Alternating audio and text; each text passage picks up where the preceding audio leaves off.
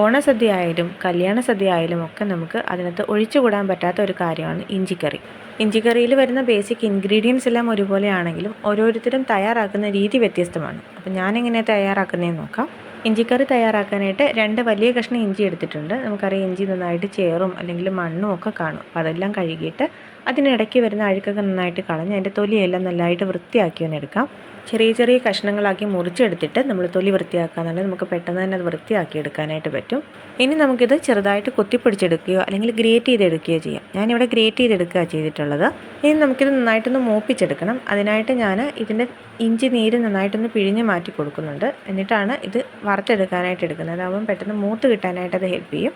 ഇനി ഈ ഇഞ്ചി നീര് നമ്മൾ കളയരുത്, മാറ്റി വെച്ചിട്ട് ലാസ്റ്റ് സ്റ്റേജിൽ നമുക്കിത് ആഡ് ചെയ്ത് കൊടുക്കുകയും ചെയ്യാം.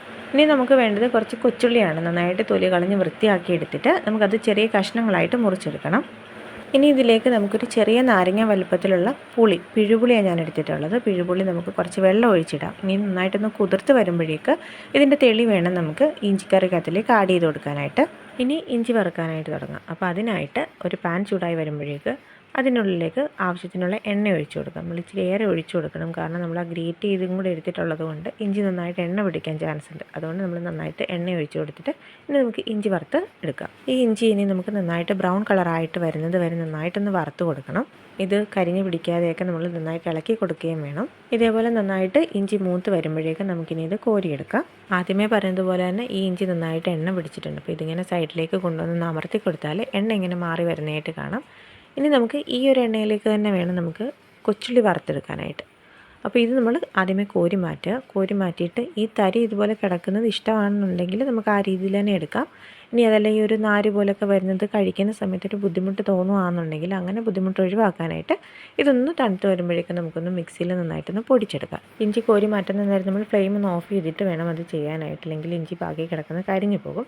ഇനി നന്നായിട്ട് എല്ലാം കോരി മാറ്റിയതിന് ശേഷം നമുക്ക് ഫ്ലെയിം ഓൺ ചെയ്ത് കൊടുത്തിട്ട് ഇതുപോലെ കൊച്ചുള്ളി വറുത്ത് വരാനായിട്ട് എടുക്കാം. കൊച്ചുള്ളി ഇതുപോലെ തന്നെ നമുക്ക് നന്നായിട്ടൊന്ന് വറുത്തെടുക്കണം. ഇനി ഈ വറുത്തെടുത്ത കൊച്ചുള്ളിയും കൂടെ ചേർത്തിട്ട് നമ്മൾ ആദ്യമേ കോരി മാറ്റിയിട്ടുള്ള ഇഞ്ചി നമുക്കൊന്ന് പൊടിച്ചെടുക്കാം. ഇനി നമുക്ക് ഈ സെയിം പാനിലേക്ക് തന്നെ കടുകും കൊച്ചുള്ളിയും വറ്റൽമുളകും കറിവേപ്പിലയും കൂടെ വറുത്തിട്ട് ഇതിന് വേണ്ട അരപ്പും കൂടെ റെഡിയാക്കി എടുക്കാം. അപ്പോൾ അതിനായിട്ട് എണ്ണ ആവശ്യമുണ്ടെങ്കിൽ കുറച്ചും കൂടെ എണ്ണ നമുക്ക് അതിനുള്ളിലേക്ക് ഒഴിച്ചു കൊടുക്കാം.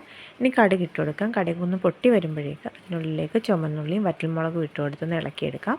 ഇനി നമുക്ക് കറിവേപ്പിലയും കൂടി ഇട്ടിട്ട് നന്നായിട്ടൊന്ന് മൂപ്പിച്ചെടുക്കാം. ചുമന്നുള്ളി നമ്മൾ സാധാരണ എടുക്കും പോലെ തന്നെ വട്ടത്തിലരിഞ്ഞ് വേണം നമുക്കിത് മൂപ്പിച്ചെടുക്കാനായിട്ട്.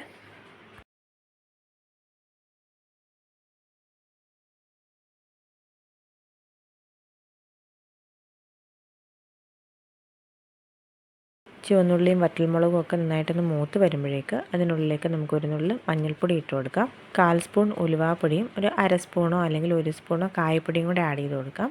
ഇനി ഞാനിതിനുള്ളിലേക്ക് 2 സ്പൂൺ മുളക് പൊടി ആഡ് ചെയ്ത് കൊടുക്കുന്നത്. അത് ഓരോരുത്തരുടെ അരപ്പിന് ആവശ്യത്തിനനുസരിച്ച് എരിവിൻ്റെ ആവശ്യത്തിനനുസരിച്ച് ആ മുളക് പൊടിയുടെ അളവ് കൂട്ടുകയോ കുറയ്ക്കുകയോ ചെയ്ത് കൊടുക്കാം. ഇനി ഈ പൊടിയുടെയൊക്കെ ആ ഒരു പച്ചമണം മാറുന്നത് വരെ നമുക്ക് നന്നായിട്ടൊന്ന് ചൂടാക്കി കൊടുക്കാം.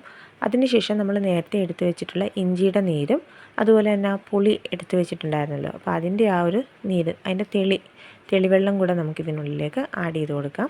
ഇത് രണ്ടും കൂടെ ഒഴിച്ചിട്ട് നന്നായിട്ടൊന്ന് മിക്സ് ചെയ്ത് നന്നായിട്ടൊന്ന് ചൂടാക്കി എടുത്തിട്ട് നമുക്കിതിനുള്ളിലേക്ക് നേരത്തെ നമ്മൾ പൊടിച്ച് വെച്ചിട്ടുള്ള ആ ഒരു ഇഞ്ചിയും ഉള്ളിയും കൂടെയുള്ള പൊടിയും കൂടെ ചേർത്ത് കൊടുക്കാം.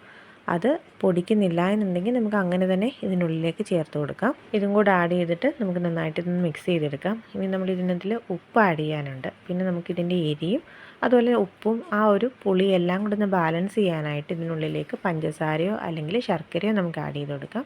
ഞാനിവിടെ പഞ്ചസാര ആഡ് ചെയ്ത് കൊടുക്കുന്നത്.